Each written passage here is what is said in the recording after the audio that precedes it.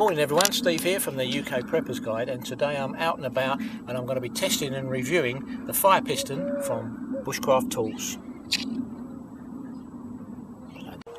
Now the first thing you get with this fire piston is it comes in a nice handy little pouch, barely 5 inches long, weighs next to nothing. The whole kit weighs about 80 grams, so you're not carrying a lot of gear with you, but it is very compact and it is very light.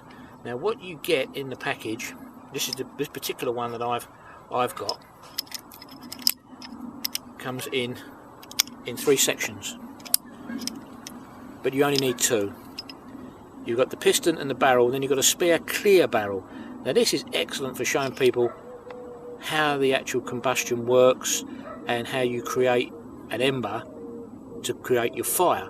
But for this purpose I won't be using it, but you can buy this or you can just buy the piston and barrel separately. I got this mainly for demonstration purposes.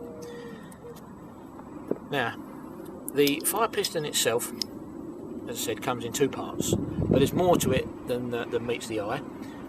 Within the lid of one part you've got your char cloth, your tinder, or whatever you decide to put in there. Char cloth I've found to be the very best medium for starting this type of fire using a fire piston. So there's your char cloth store, so you're never going to be without there. Now in the barrel you've also got another handy little store where you put your lube, normally just normal household Vaseline. That's very, very necessary for ensuring that the actual O-ring around the piston remains lubed and can slide easily and will help in compression. Now, as well as the top and bottom cones being storage area, you've also got an additional backup here within this one of a 64mm ferro rod. So you've got a fire starter rod there. Should everything else fail, you've got this as a final backup. So a nice little feature there.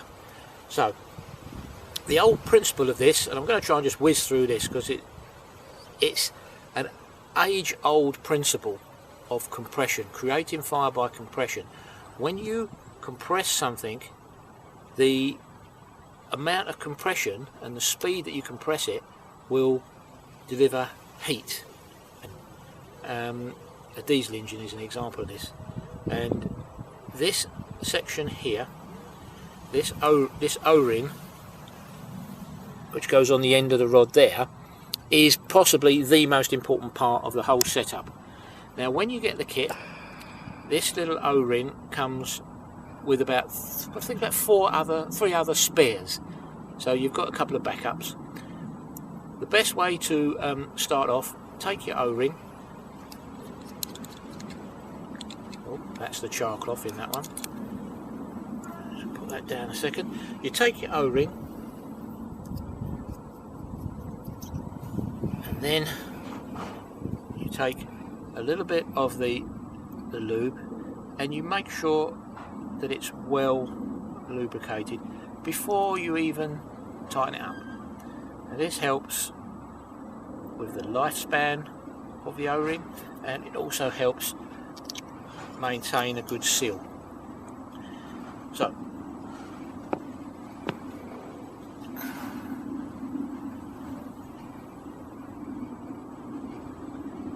the tip, the adjustable tip, screws onto the piston rod. At this point, where it's just barely finger tight, if you push it into the barrel, you'll notice there's compression, but not a huge amount. I mean, I could probably, yeah, like I can force that all the way down. Now you don't want that. You want them last couple of millimeters, the last quarter of an inch, to be absolute full-on compression to create the heat. The heat you'll get in here is something like 250 plus degrees C for a fraction of a second, that will ignite the char cloth. Now you get your rod set up. You see there, I'm not pushing really hard. I want to be able to push harder than that. So you adjust very slightly each time. But it is extremely important to ensure that you've got plenty of lube on the actual O-ring seal itself. Without this you will fail. You will fail to get a decent ember because you won't get compression, because you're losing the seal that this has to deliver. And now I've adjusted a bit more. Now that's becoming very hard to push down. One more turn.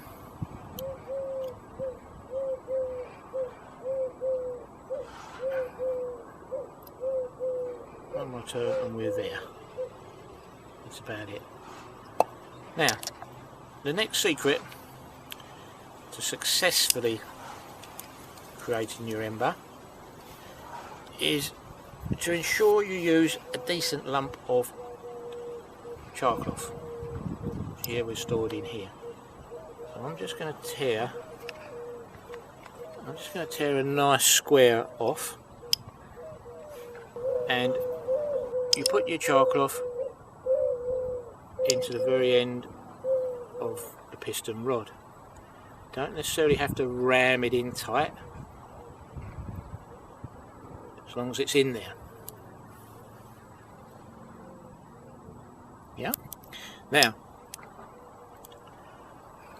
you place the piston into the barrel and then on a firm surface, and again this is another important thing, you must keep it on a firm surface because all your force wants to go down, and what you do from here, you simply push down.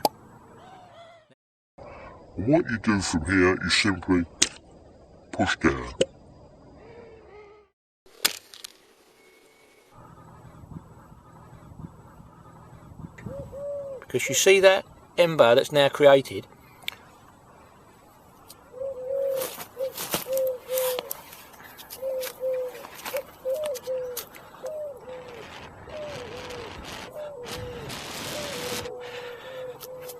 it's as easy as that. Now remember, that ember will stay alight for quite a while, so there's no major panic, but so long as you've got your bird's nest, your kindling, etc. Ready to go, from here you would transfer it to your bird's nest and it's the normal fire starting way. So there you have it, fire by compression. I always give my kit a little clean when I'm finished. That's ready to go for the next time. But to recap, the fire piston, 80 grams, 4 or 5 inches long. You get char cloth, lube, a fire steel, spare O-rings, and the rest is up to you. It's not difficult to learn. It took me a few attempts, but the main secret is keeping this O-ring lubed and just your fine adjustment as you tweak it to get the right amount of compression on a solid base, good firm, press down, and hey presto, you got yourself an ember. So all the links to the full article down below, and links to where you can buy them. For now then, I'll catch you on the next video. Thanks for watching.